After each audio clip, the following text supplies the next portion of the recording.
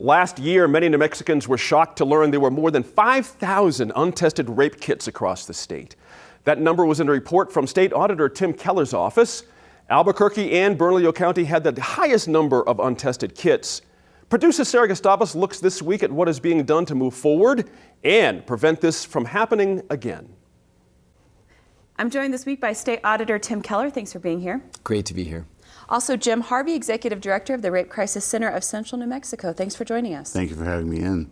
Tim, I want to start with you. Earlier in the hour, The Line talked about candidates for the Albuquerque mayor's race. We booked you before they decided to talk about that. And you're here in your status as auditor. Note that for people today. Yes, great to be here.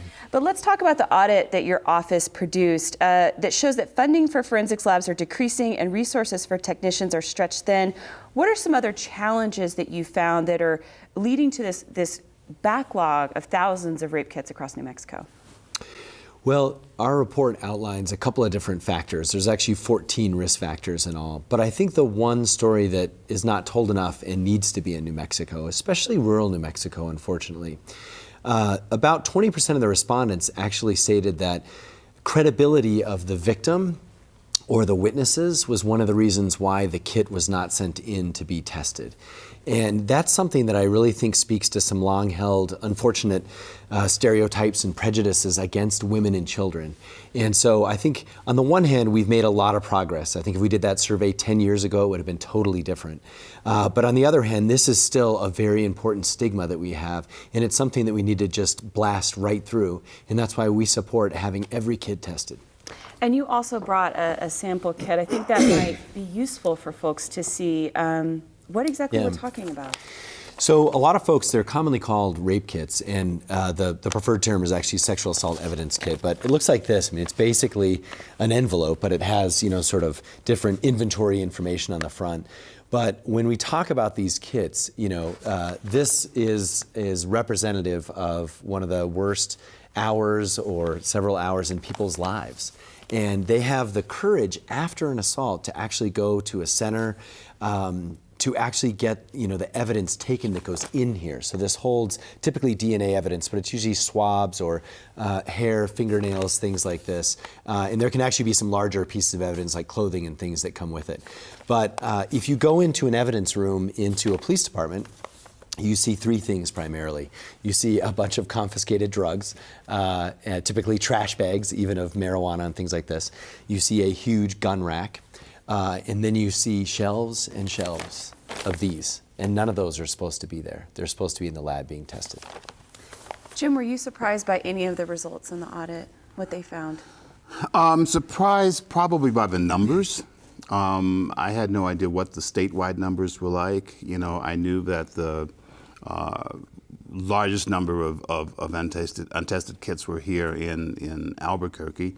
But when I look at it all, look at the bigger picture, it really doesn't surprise me that numbers are as significant as they are. Tim, can you remind us of what the numbers are that you found? Yeah, roughly 5,300 untested kits in our state, and that number is basically unchanged from last year. And, I think I would also add that, no one actually had a number until actually a lot of advocacy groups and even the state DPS and our office agreed to sort of put together and have this count every year. But the downside and thing that I think we need to be honest about, but is also not the best thing to talk about, is on a per capita basis, our state is off the charts. Mm-hmm. So we have doubled the amount of backlog the 49th state. So we are twice as bad as the next worst state on this issue. So we are particularly challenged with this. And why is this an important transparency issue? Because you mentioned people didn't know that this was an issue before, but now there's been several media stories about it. There's more attention on it now because we have the numbers. Why is that important for transparency? Yeah, well, at the end of the day, I think we always talk about the power of sunshine, and it's definitely just a first step. But for us on this issue, one, we didn't actually know a count, so we couldn't compare us, to other states. We know it's a national problem, but people didn't know, was this a huge problem or a little problem? Now we know it's a big problem. I think the other thing is, just by shining a light, we've actually seen progress. And literally, we selected rural police departments to visit. And we would announce that we're going down like on a Friday, and we would show up Monday. And the inventory shelves would be empty. So literally, like, just the act of us saying we are going to go down pushed a lot of these rape kits already to the lab where they should have been in the first place. And even at the city of Albuquerque, you know, as soon as we started saying we're going to do an audit, all of a sudden we started seeing all sorts of proactive programs to get rid of the backlog. And that's a good thing. And it speaks to the power of Sunshine. And maybe remind us of the process. These kits are taken at the local level and then they're sent to a state lab? Yeah, there's really two tracks, and there's also two kind of conclusions in our report. So if you are not in Albuquerque or Bernalillo County, anywhere in the state, all of the kits flow to the state laboratory in Santa Fe. And the backlog was all over. It's in the lab, and that's where it should be. But before we did our work, it was also in rural New Mexico. And some of these kits were as old as 1980. This is how bad the backlog is. Now in Albuquerque, the situation is different because we have our own lab. And so literally it just sort of goes from the police department over to the lab, but it's all kind of the same shared evidence room.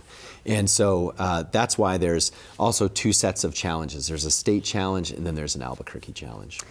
Jim, a few minutes ago, Tim mentioned that these kits represent a period of time that's very difficult for people, and then it's very difficult to go and actually report a sexual assault. Can you talk about how you feel people in the communities may be reacting as they hear about this news that these kits aren't being tested? Does that damage the credibility, damage what people think might happen if they report a sexual assault? Well, that's a critical word. Tim mentioned credibility when he first started talking about this, and probably the second greatest hurdle behind getting the kits tested, you know, is in fact credibility.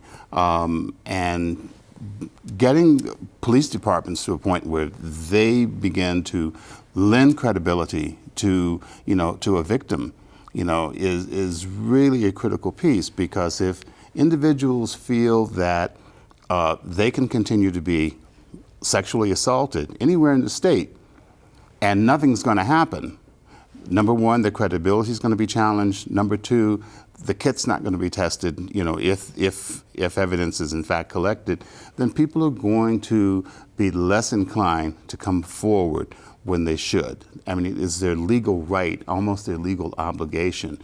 You know, and so from where the Rape Crisis Center stands, that's an important piece in the role that we play. So if we don't have these measures behind us, you know, to help enforce, you know, our presence and our involvement, then we're going to see less and less reported cases, and, you know, the incidence of sexual assault will go unmitigated. What do we know right now about the number of reported cases versus estimated cases in total? The numbers are, well, let's see.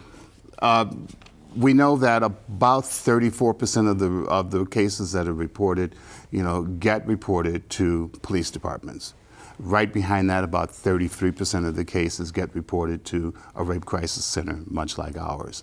But those numbers only begin to scratch the surface, again, because you've got credibility issues and you've got the word out here, you know, on the street that nothing's going to happen.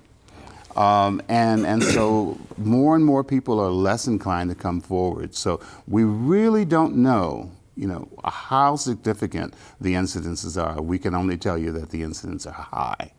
I think there's two aspects too that drive this credibility challenge, and it's also something that we don't like to talk about, but I think it's important to share that, you know, a huge percentage of these are situations of family members or they're situations of folks who are already cohabitating.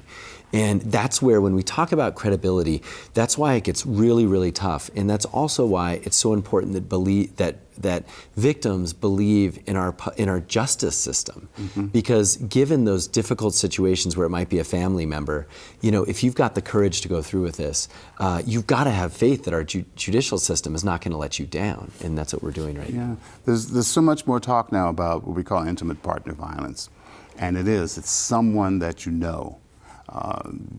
Probably 85–90% of the cases that come to our attention, you know, are cases that involve someone that the victim knows.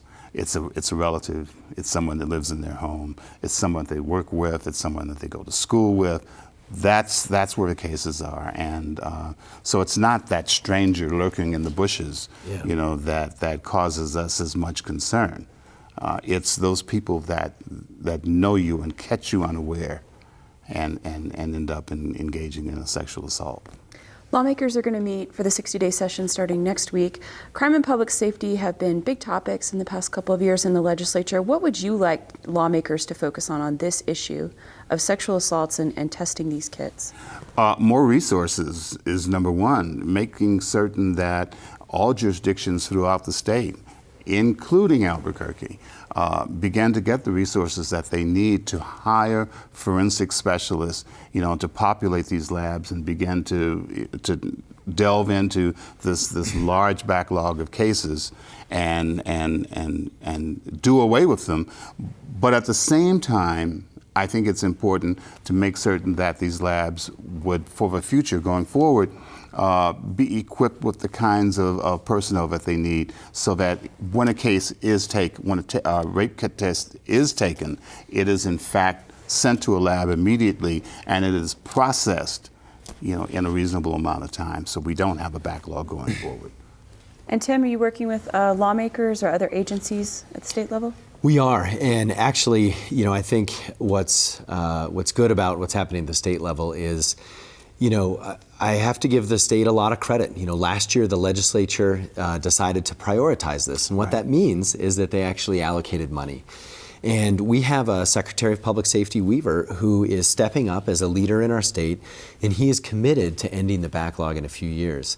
And that's outstanding. None of this existed 18 months ago. So there's a lot of things the legislature can do to prevent the backlog going forward, but they've moved the needle significantly in terms of how to end it. I think that's in sharp contrast where in Albuquerque we have 3/4 of the untested kits are in Albuquerque. And that's a situation where we do not have the equivalent. So there is no full funding to get rid of the backlog, and there is no singular leader who's standing up and saying, I'm going to prioritize this. And I'm hoping that actually they are working a little bit together. So funding might come from the state. I think some of the Albuquerque legislators are going to try and help out the city. And that's a start, but let's remember, this is only $4 to $7 million to get rid of the backlog in Albuquerque. Mm-hmm. That would be half of every city councilor's capital outlay for 1 year. That's all it takes.